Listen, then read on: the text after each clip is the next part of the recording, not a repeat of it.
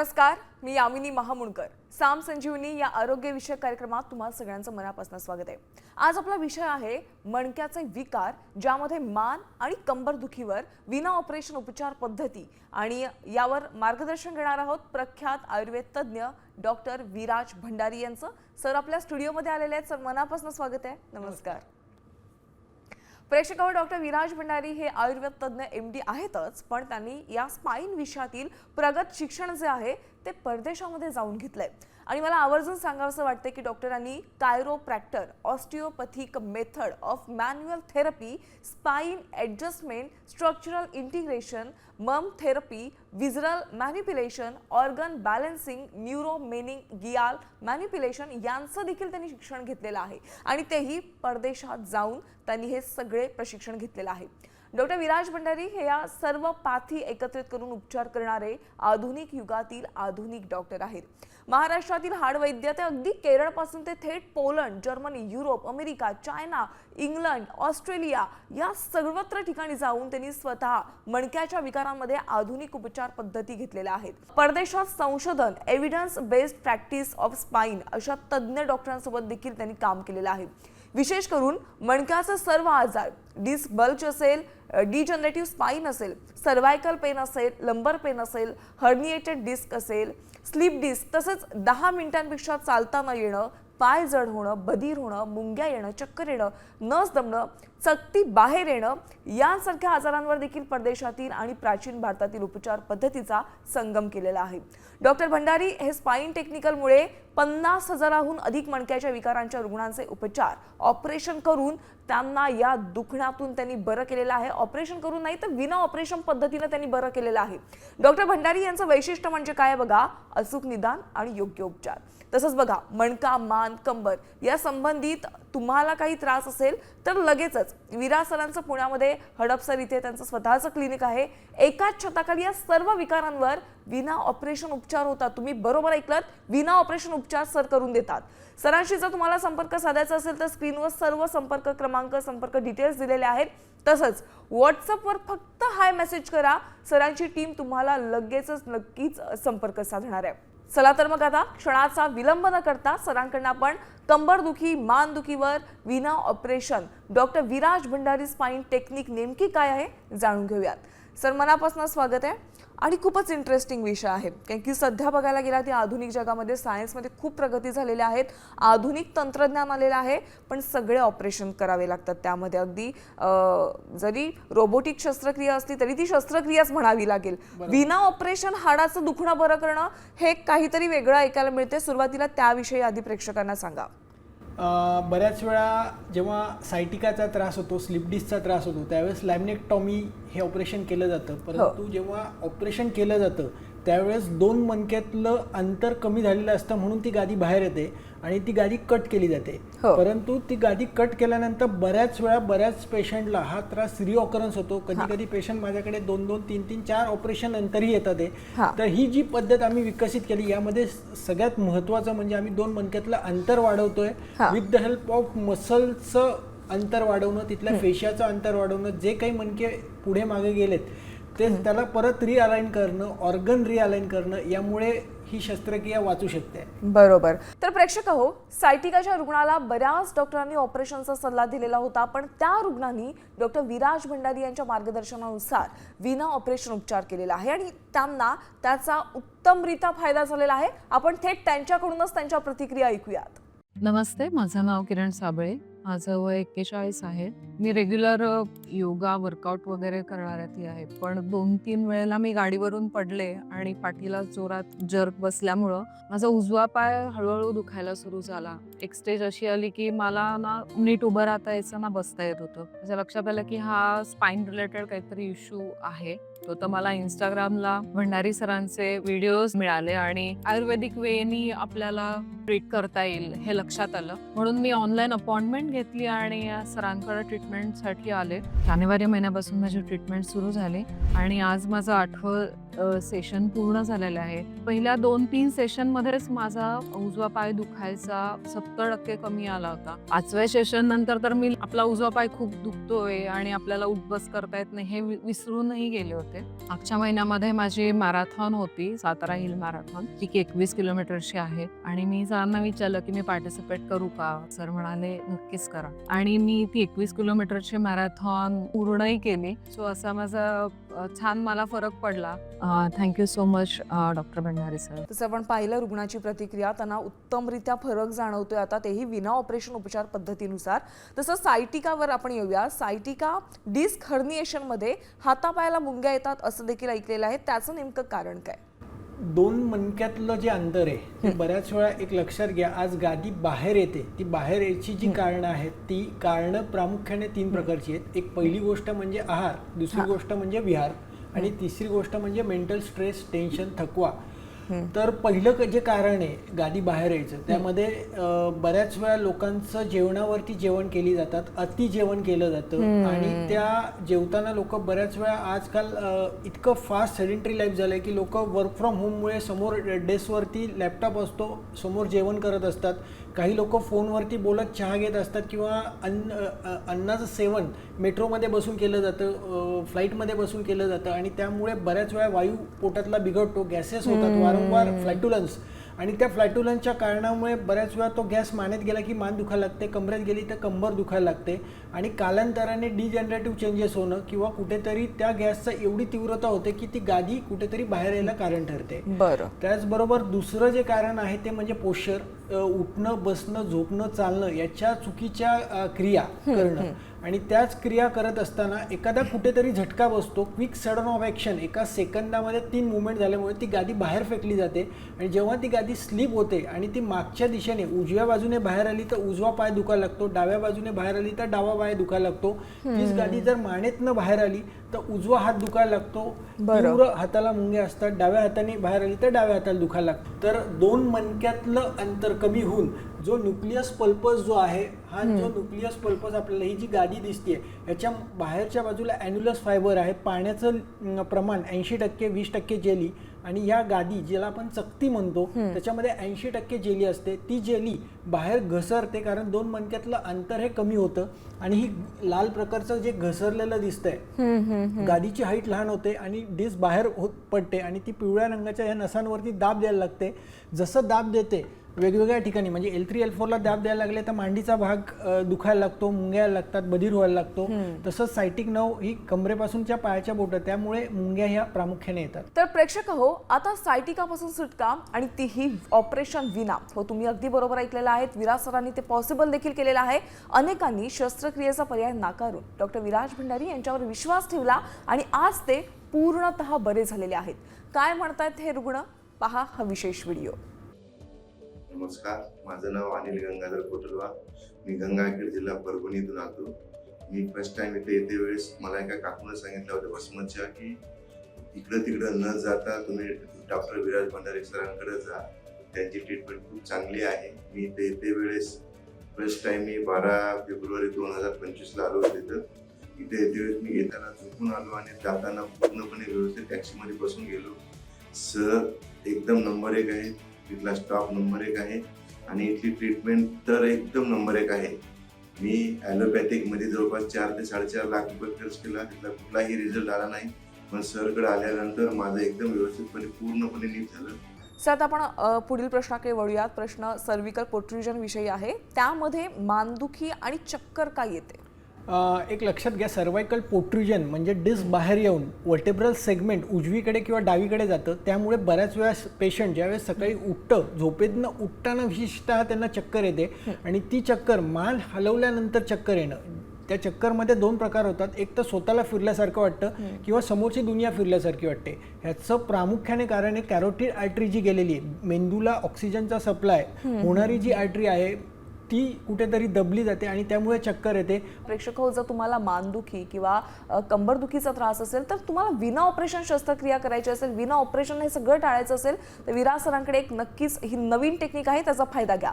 बघा, सायटिकाच्या रुग्णांसाठी एक महत्त्वाची माहिती आहे. ज्या रुग्णांना ऑपरेशन अनिवार्य सांगण्यात आलेलं होतं त्यांनी डॉक्टर विराज भंडारी यांच्याकडे विना शस्त्रक्रिया उपचार घेऊन उत्तम आरोग्य त्यांना लाभलेलं आहे. त्या रुग्णांच्या थेट प्रतिक्रिया आपण ऐकूया.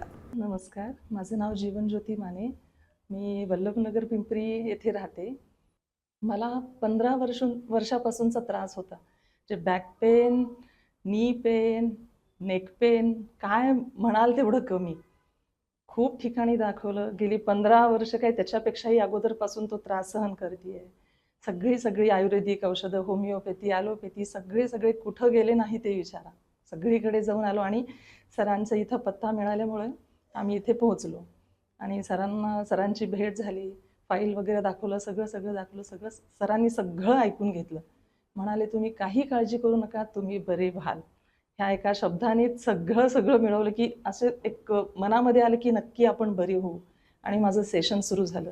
दर महिन्याला एक सेशन व्हायला लागलं. पहिल्या महिन्यामध्ये सुरू झालं सेशन. थोडाफार फरक, पुन्हा पेन वाढतो, कमी होतो या पद्धतीने. आता माझं 7वा सेशन आहे. 7 महिने मला पूर्ण झाले. आणखीन 2 सेशन माझे बाकी आहेत. पण असं मला वाटतंय आता की बाबा मी पूर्ण बरी झाले. तर आपण पाहिलेलं आहे ज्यांना मणक्याचा, कमरेचा त्रास आहे, विना ऑपरेशन पद्धतीमुळे त्यांना खरंच खूप फायदा झालेला आहे. आपण आणखीन एका महत्त्वाच्या प्रश्नाकडे वळूया. सर, सध्या बऱ्याचदा बघायला मिळतं की वयस्कर असू द्या किंवा तरुणाई असू द्या, अनेकांचे मणके ना वाकड्या आकाराचे दिसतात. बरोबर. तर त्यांचे मणके विना ऑपरेशन पद्धतीमुळे सरळ होऊ शकतात का? ज्यावेळेस गादी बाहेर येते त्यावेळेस मणका जो आहे, एखादी गोष्ट उचलायला गेली आणि झटका कमरेला बसला त्यावेळेस मणका ऑटोमॅटिक तिरका होतो. याला आमच्या भाषेमध्ये लॅटरल शिफ्ट म्हणतात. शिफ्ट होणं किंवा टिल्ट होणं, तर हे नक्कीच बरं होऊ शकतं. आणि ज्यावेळेस यांच्यामध्ये मॅन्युअल थेरपी म्हणजे गादी जेव्हा बाहेर येते तेव्हा ब्रेनला ऑटोनॉमस नर्वस सिस्टीम त्या मणक्याला तिरकं करते का, तर ती गादी अजून बाहेर पडू नये. तर गादी बाहेर पडल्यानंतर पेशंटच्या पायातली पूर्ण ताकद जाऊन पॅरालिसिस होऊ शकतो. बरोबर. ही ऑटोनॉमस नर्वस सिस्टीम आहे. त्यामुळे बऱ्याच वेळा तिथले मसलवरचा सूज जर कमी केली, इन्फ्लामेशन कमी केलं, 2 मणक्यातलं अंतर जर वाढवलं, तर नक्कीच हे scientific evidence based treatment manual therapy ज्या आहेत त्यांनी नक्कीच फायदा पडतो आणि जो तिरका झालेला मणका आहे तो सरळ होतो. सर, एक बेसिक प्रश्न आहे खरं तर, कारण की बऱ्याच जणांना ना एक्सरे, MRI आपण ऐकलेला आहे, पण ते एक्झॅक्टली काय असतं हे माहीत नाहीये. त्या दोघांमधला फरक एकदा सांगा. एक्सरे हे 2 पद्धतीने घेतले जातात. अँटेरो पोस्टेरियर म्हणजे पुढनं आणि मागची बाजू आणि लॅटरल बाजूने घेतले जातात. त्याच्यामध्ये एक्झॅक्ट तुमचं इलियम हे किती मिस अलाइन आहे, तुमच्या व्हर्टेब्रल सेगमेंट किती मिस अलाइन आहे हे एक्सरेमधनं दिसतं. आणि MRI जे आहे त्यामध्ये ॲक्च्युअली गादी तुमची किती बाहेर पडली आहे, गादीच्या भोवताली काही लिजन्स आहेत का, काही गाठी आहेत का हे दिसतं, कुठे सिस्ट आहे का, ह्या सगळ्या गोष्टी MRI मध्ये दिसतात. एक्सरेमध्ये स्पेसिफिक मणका किती तिरका झाला आहे, किती पुढे गेलाय, किती मागे गेलाय, बोनची डिजनरेटिव्ह चेंजेस किती आहेत, हे सगळं तुम्हाला एक्सरे मधनं बघायला मिळतं. बरं. सर, ज्यांना मणक्याचा त्रास आहे, मणक्याचा आजार आहे, बऱ्याचदा डॉक्टर त्यांना इंजेक्शनचा सल्ला देतात. तर एपिड्युरल इंजेक्शन मणक्यात ते घेतल्यानंतर असे बरेच रुग्ण आहेत जे तुमच्या क्लिनिकमध्ये येतात, तर त्यांना नेमका किती फायदा झालेला आहे? एक लक्षात घ्या, इपिड्युरल इंजेक्शन जे दिलं जातं, बुटॉक्स नावाचं इंजेक्शन किंवा एनी स्टिरॉइड ड्रग दिलं जातं, जे की गादी बाहेर आल्यानंतर त्या गादीला सुकवण्याचं काम करतं. परंतु ज्या पेशंटमध्ये की 2 मणक्यातलं अंतर हे बरंच कमी झालंय, एपिकॅनलचा डायमीटर हा खूपच कमी झालाय, 2 ते नॉर्मल डायमीटर हा 14 ते 17 पाहिजे, तो बऱ्याच पेशंटचा 2, 3, 7 असतो. मग अशा वेळेस इंजेक्शन घेऊनही उपयोग होत नाही, कारण 2 मणक्यातलं अंतर हे इंजेक्शनने वाढवता येत नाही. म्हणून लोक 4-4, 5-5 वेळा इंजेक्शन घेतलेले पेशंट आमच्या क्लिनिकमध्ये येतात. आम्ही त्यांचे मसल बॅलन्स करतो, बोन बॅलन्स करतो, ligament, soft tissue, deep tissue, ही सर्व मॅन्युअल थेरपी 3 तासाची जर दिली तर ते नक्कीच अंतर वाढतं आणि रिऑकरन्स नाही आहे. सर, आजवर तुम्ही हजारो रुग्णांवर उपचार केलेले आहेत आणि ते सगळे सक्सेसफुल देखील झालेले आहेत. तर एक महत्त्वाचा प्रश्न प्रेक्षकांना सांगा की लॅमिनेक्टोमी आणि डॉक्टर भंडारी स्पाइन टेक्निक जी आहे त्यामध्ये नेमका फरक काय आहे? लॅमिनेक्टॉमी म्हणजे लॅमिनाटॉमी म्हणजे कट करणे. ज्यावेळेस गादी बाहेर येते त्यावेळेस डॉक्टर लोक एकतर लॅमिनेक्टॉमी करतात किंवा तिथे फिक्सेशन नावाची एक सर्जरी केली जाते की जिथे स्क्रू लावले जातात आणि ते स्क्रू लावून बऱ्याच वेळा पेशंटला परत गादी बाहेर यायचे चान्सेस खूप असतात, कारण 2 मणक्यातलं अंतर हे वाढत नाही. आणि लॅमिनेक्टॉमी मध्ये फक्त डिस्क कट केली जाते. आज आम्ही डॉक्टर भंडारी स्पाइन टेक्निक जी डेव्हलप केली आहे त्याच्यामध्ये स्पेसिफिक आम्ही पेशंटचं डोक्यापासून ते पायापर्यंत रूट कॉज बघतो की नक्की हा मणक्याचा त्रास, ही गादी जी बाहेर आली तिचं रूट कॉज काय आहे. त्यामध्ये जिथे जिथे डीप फेशिया, सुपरफिशियल फेशिया, मसलचे जिथे जिथे नोड झाले, फेशियाचे जिथे जिथे नोड झाले त्याला आम्ही सोडवतो, तिथलं अंतर वाढवलं जातं, जो काही तिरकेपणा आलाय त्याला सरळ केलं जातं. त्याचबरोबर ऑर्गन बॅलन्स केले जातात, कारण बऱ्याच वेळा आता राईट साईडची किडनी जर टाईटन झाली, तिथले लिगामेंट टाईट झाल्यामुळे बऱ्याच वेळा पाठीमागे मसल हे कडक होतात. अशा पेशंटमध्ये सकाळी उठल्यानंतर बऱ्याच वेळा स्टिफनेस जाणवतो त्याच्यामुळे, कारण पोटाच्या भोवतालचे लिगामेंट सगळे टाईट झालेले असतात. कधी कधी लेफ्ट किडनीचे लिगामेंट टाईट झालेले असतात. त्याचबरोबर लिव्हरचे लिगामेंट टाईट झालेले असतात. व्हर्टेब्रल सेगमेंट हे उजवीकडे, डावीकडे, वर खाली गेलेलं असतं. ह्याला रिअलाइन करण्यासाठी आपण क्रायोप्रॅक्टर नावाची ट्रीटमेंट वापरतो. त्याचबरोबर आयुर्वेदातली मर्मचिकित्सा, ज्यांनी फेशियाचे नोड पटापटा सोडवले जातात, या सगळ्या थेरपी एकत्रितप्रमाणे इस्तम नावाची एक ट्रीटमेंट आहे, ज्याच्यामध्ये अमेरिकेतले काही प्रोब्स वापरले जातात. हे जे मशीन मी आणलंय, नर्वोस्कोप नावाचं मशीन आहे, मानेपासून पायाच्या बोटांपर्यंत लावलं जातं आणि क्लिनिकली चेक केलं जातं की नक्की मणका कुठं, किती आणि किती दिवसापासून तिथे इन्फ्लॅमेशन आहे. ह्याचा ग्राफ आपल्याला मिळतो आणि हे सगळं चेक करून ठरवलं जातं की पेशंटचं प्रोग्नोसिस कसं आहे, किती दिवसात पेशंट बरा होणार आहे, हे सगळं ठरवलं जातं. आणि ही ट्रीटमेंट जर पेशंटने 9 ते 12 महिने व्यवस्थित घेतली, त्याबरोबर आपण योगा देतो त्यांना. ऑनलाईन सेशन सोमवार, बुधवार आणि शुक्रवारी सकाळी 7:30 ते 7:30 आणि ट्रीटमेंट असे 9 महिन्याचा कालावधीमध्ये पूर्ण डिस्क ही आत जायला मदत मिळते आणि रिऑकरन्स अजिबात येत नाही. स्लिप डिस्क असेल, लंबर स्पॉन्डिलिटिस असेल, लिस्थेसिस असेल, यांचं प्राचीन ते आधुनिक परदेशातील निदान पद्धती नेमक्या काय आहेत त्या सांगा. एक लक्षात घ्या, यामध्ये प्रामुख्याने पहिलं कोणताही पेशंट आला तर आम्ही त्यांचं पेन समजून घेतो, पेशंटला उभं करतो आणि त्याला कुठून कसं काय दुखतंय. जेव्हा पेशंट दाखवतो की मला हे या पद्धतीने दुखतंय, that is the unfold pain. त्यावेळेस पेशंट दाखवतो की मला मानेपासून हाताच्या बोटांपर्यंत दुखतंय किंवा कमरेपासून पायाच्या बोटापर्यंत दुखतंय, that is the radiating pain. त्याला आम्ही ट्रिगर बँड म्हणतो. त्या पेनचा जो प्रकार आहे, cylindrical pen, unfold pen, refold pen, हे कुठलं आहे. त्याचबरोबर पेशंटचं पेन हे कोणत्या काळामध्ये जास्त होतं, सकाळी उठल्यानंतर होतंय, दुपारी होतंय, रात्री होतंय, अन्न जिरताना होतंय. त्याची नाडी परीक्षा केली जाते. नाडी परीक्षेवरनं ठरवलं जातं की कोणता वायू हा दूषित झालाय. एक्सरे, MRI चेक केले जातात. त्याचबरोबर पेशंटच्या डोक्यावरती हात ठेवून चेक केलं जातं की कोणता प्रायमरी फॉल्ट आहे, ऑर्गन कुठला मिसअलाइन आहे, कोणत्या ऑर्गनची मुवमेंट ही होत नाहीये, कोणते लिगामेंट हे टाईट झालेले आहेत. मसल टेस्टिंग केलं जातं, पेशंटचा गेट पॅटर्न चेक केला जातो आणि ठरवलं जातं की ह्या पेशंटला नक्की काय त्रास होतोय. त्याचबरोबर हे नर्वोस्कोप नावाचं मशीन मानेपासून कमरेपर्यंत लावलं जातं. एक्सरे, MRI चेक केले जातात आणि एक फायनल डायग्नोसिस केलं जातं की नक्की पेशंटला त्रास हा मसलमुळे आहे, फेशियामुळे आहे, बोनमुळे आहे, सॉफ्ट टिश्यूमुळे आहे का डीप टिश्यूमुळे आहे का फक्त हे स्नायूंचं दुखणे का तापामुळे आहे. बरोबर. आणि त्यानुसार निदान करून ट्रीटमेंटचा पाठ हा ठरवला जातो. बरं सर, ही जी टेक्निक आहे, या टेक्निकमुळे बऱ्याच रुग्णांना फायदा झालेला आहे. मुळात याच्यामध्ये रक्तस्राव होत नाही, हा एक सगळ्यात मोठा फायदा म्हणावा लागेल. त्याचविषयी थोडं प्रेक्षकांना सांगा की ही उपचार पद्धती नेमकी कशा पद्धतीने असते. ही उपचार पद्धती जी आहे ती महिन्यातनं एक वेळा पेशंटला दवाखान्यात बोलवलं जातं. 3 तासाची थेरपी दिली जाते. ती कंटिन्युअस 3 तास थेरपी. त्याच्यामध्ये आम्ही फेशियल मॅनिप्युलेशन नावाची पहिली ट्रीटमेंट आहे, ज्याच्यामध्ये पोश्चर रिअलाइन केलं जातं. जिथे जिथे पोश्चर, ज्या मुवमेंटला पेशंटला त्रास होतोय किंवा एखादा स्नायू अवघडला आहे, ताठला गेला आहे, तिथलं मसलचे स्नायू हे सगळे सोडवले जातात. बरं. दुसरी ट्रीटमेंट जी आहे ती क्रायोप्रॅक्टर ट्रीटमेंट आहे, ज्याच्यामध्ये आम्ही पाठीचे मणके सगळे चेक करतो. कुठला मणका मागे आलाय, कुठला मणका तिरका झालाय, त्याला परत रिअलाइन केलं जातं. त्याचबरोबर इंडियन मॅनिप्युलेशन जे आहेत की जे पारंपरिक वैद्य केरळमध्ये वापरत होते, त्या प्रकारची एक ट्रीटमेंट आम्ही दवाखान्यात देतो. इस्तम नावाची ट्रीटमेंट आहे. अमेरिकेचे काही प्रोब्स आहेत, त्या प्रोब्सने सॉफ्ट टिश्यू आणि डीप टिश्यूच्या गाठी सोडवल्या जातात. त्याचबरोबर पेशंटचे ऑर्गन बॅलन्स केले जातात, मर्मथेरपी दिली जाते, फेशिया बॅलन्स केला जातो. आणि ह्या सगळ्या ज्या थेरपीज आहेत, MET, muscle energy technique exercises, ज्या काही एक 10 मिनिटाचे एक्सरसाइज पॅटर्न दिले जातात की ज्या मसलची ताकद वाढवतील. बरं. त्याचबरोबर ऑनलाईनचा झूमचा योगा आणि आयुर्वेदिक औषधं, असं सगळं एकत्रित महिन्यातनं एक दिवस फक्त पेशंटला बोलवलं जातं. सध्या पेशंट सोलापूर, नागपूर, चंद्रपूर, भंडारा, दुबईनं महिन्याला येणारे कमीत कमी 30 ते 40 लोकांची संख्या आहे.